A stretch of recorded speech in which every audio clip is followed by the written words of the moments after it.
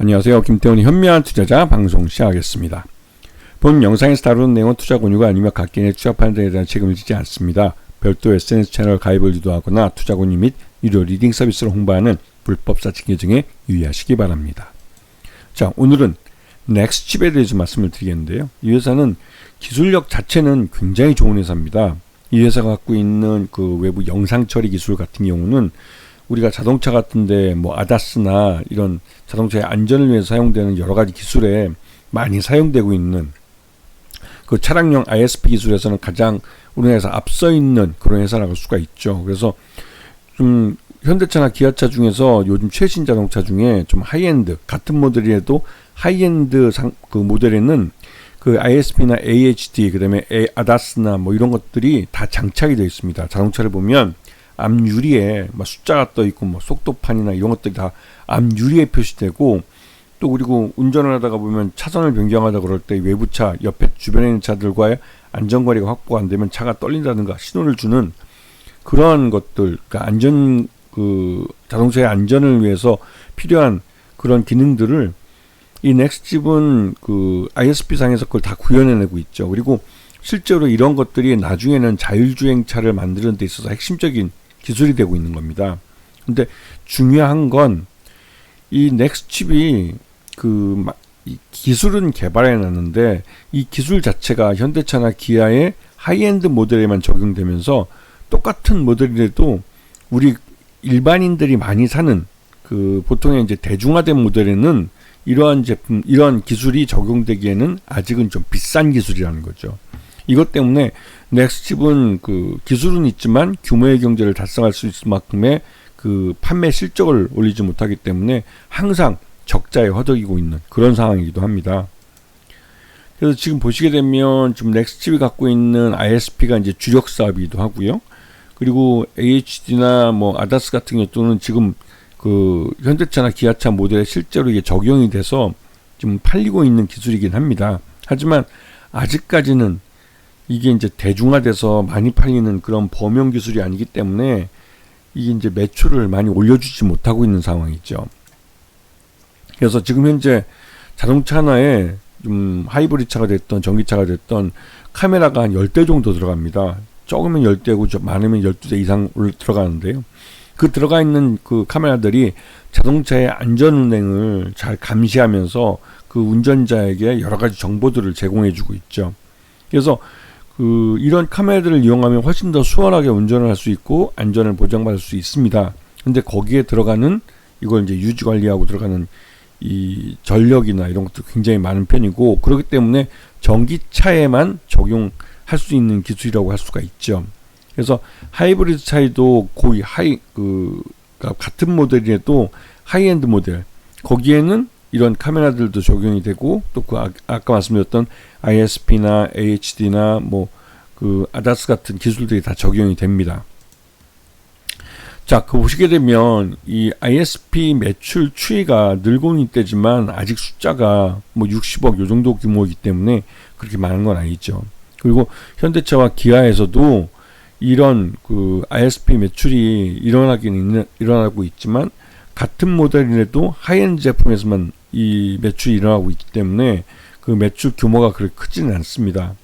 하지만 이제 이런 기술도 점점 범용화되고 대중화되고 있기 때문에 이 적용되는 모델들이 점점 늘고 있는 건 사실이죠. 그래서 지금 1분기 실적을 놓고 보면 전체 매출액의 74%가 ISP 쪽에서 발생을 합니다. 근데 이게 그 매출 규모가 64억 정도밖에 안 되기 때문에 이걸 1년으로 쳐도 한 200억, 400억, 300억 정도밖에 안 되는 거죠. 자, 그리고 1분기 매출액 보면 이제 제품 매출이 거의 대부분을 차지하고 뭐 용역이나 기타들도 있지만 이 제품 매출이 대부분입니다. 이게 현대차와 기아에 들어가는 건데요. 그리고 이제 포괄손익계산서를 보면 1분기 때 지금 86억, 매출 내용은 전년 동기보다는 확실히 늘었습니다. 왜냐면 현대차나 기아에서 적용되는 모델이 늘어나고 하니까 자연스럽게 늘어난 건데요. 하지만 이 영업 손실이 46억 정도 발생하고 있기 때문에 아직은 규모의 경제를 달성하지 못했다는 걸 알 수가 있죠. 그래서 단기 순손실도 한 59억 정도 발생을 했습니다. 이거는 그 기술 자체가 아직은 신기술이고 적용되고 있는 자동차 모델도 그렇게 많지 않기 때문에 이 기술이 범용화되고 그래야만 이 넥스칩의 이 반도체 ISP가 많이 팔릴 수가 있는 여건이 조성되게 되는 것이죠.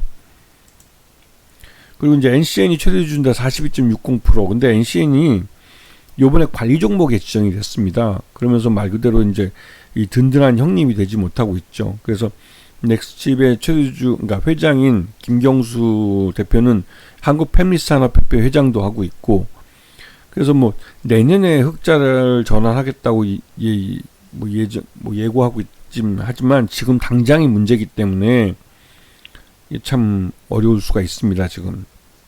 그래서 넥스칩은 항상 모기업 NCN이 어렵기 때문에 이 경영권 매각에 대한 가능성이 항상 얘기가 나오는 것이죠. 그래서 보면 NCN의 종속회사가 그 넥스칩하고 그 바다스 뭐 이런 회사가 있고, 하여튼 뭐 NCBIT 바이오 업체도 있고 이런 업체들이 있는데요. 근데 그 중에서는 상장되어 있는 업체는 넥스칩 이거 하나죠. 그리고 요번에 이제 그 넥스칩은 전환사채를 발행했습니다. 300억 규모로 전환사채를 발행했는데, 문제는 이게 주가가 이제 전환가액이 16,665원에 발행을 했고, 그리고 이게 이제 이게 대신 신기술이나 이제 신한 우리 이런 쪽에서 이제 이걸 인수해줬죠. 300억을. 근데 중요한 건 이 초기에는 주가가 좀 올라서 이제 주식으로 전환돼서 팔 수 있었는데, 그 이후로는 주가가 폭락을 해서 이 도저히 뭐 지금 현재 조정 그 전환 가격을 조정해서 1,249원 12,499원으로 했지만, 그래서 240만 주의 대기 물량이 있지만, 이게 최저 조정 한도가 12,499원으로 이미 조정이 끝났어요. 그런데 현재 주가는 뭐 5,000원대이기 때문에 주식을 전환하는 게 정신 나간 놈이죠. 네. 결국은 원금을 상환해달라고 요구를 하고 있는데, 이게 이제 말 그대로 이제 그 풀옵션을 행사할 경우에는 이 원금 상환 자금을 넥스칩도 안 갖고 있고 모회사인 NCN도 없기 때문에 말 그대로 막 부도가 나는 걸 마찬가지는 상황이 벌어지게 됩니다. 그렇기 때문에 유상자를 이번에 300억 규모로 해가지고 이거를 이제 500억 규모의 유상자를 해서 이 그 전환사채에 대한 상환 자금도 마련하고 신기술, 그러니까 기술 개발을 위한 뭐 자금도 마련하고 이렇게 하려는 겁니다. 그래서 지금 신주 발행가격을 1차적으로 이제 5,320원 정도를 했지만, 지금 이게 유상자를 발표하고 나서 주식 수량도 많고 가격도 지금 현 주가보다 훨씬 낮기 때문에 이 넥스칩 주가가 폭락을 했어요. 장기적으로는 이 신주 가격보다 밑으로 내려갈 겁니다. 이게 이제 유상자 성공을 위해서 어떻게든 주가를 끌어오르기 위해서 여러 가지 호재성 재료를 내놓겠지만, 그렇게 해도 지금 현재 넥스칩의 상황이 어렵다는 걸 알기 때문에 주가를 끌어올리는 데는 한계가 있어 보여요.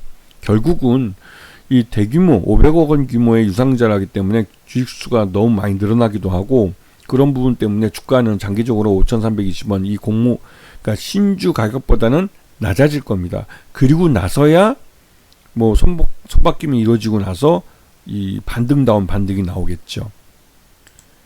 그리고 지금 보시게 되면 채무상환 자금, 즉 이게 이제 지난번에 이제 그 전환사채 1회차로 발행하는 건데, 이게 192억이 남아 있습니다. 이 적은 돈이 아니죠. 이 돈을 상환하기 위한 목적으로 지금 유상자를 하는 거라고 볼 수가 있죠.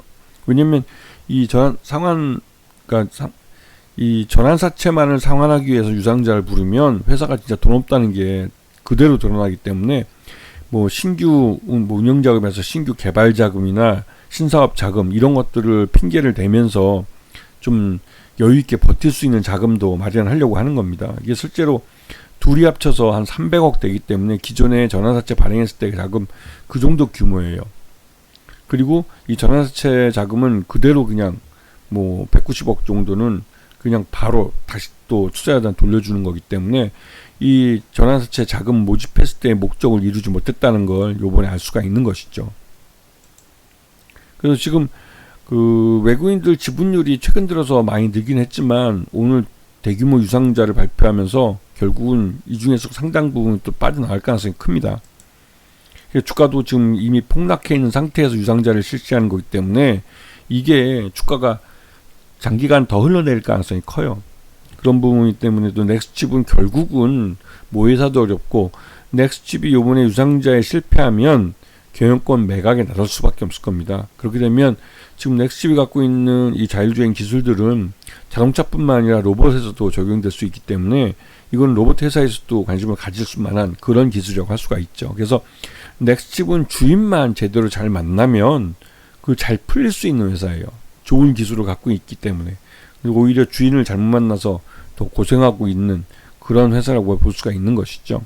주인이 바뀌어야만 이 넥스트칩은 살 수가 있을 겁니다. 근데 그 과정에서 요번에 유상자 한 것도 있고 해서 이러한 부실들을 떨어내기 위해서 무상 감자를 할 수도 있고 해서 복잡한 상황이죠. 그래서 이런 여건을 좀 보시고 좀 대응을 하셔야 될 겁니다. 그리고 넥스트칩은 제가 여러 번 예전에도 말씀드렸지만 경영권 매각이 될 수밖에 없는 그런 회사로 여러 번 말씀을 드렸죠. 결국은 그쪽을 향해서 가고 있는 거라고 볼 수가 있습니다. 아시겠죠? 자, 오늘 방송 여기서 마치겠습니다. 감사합니다.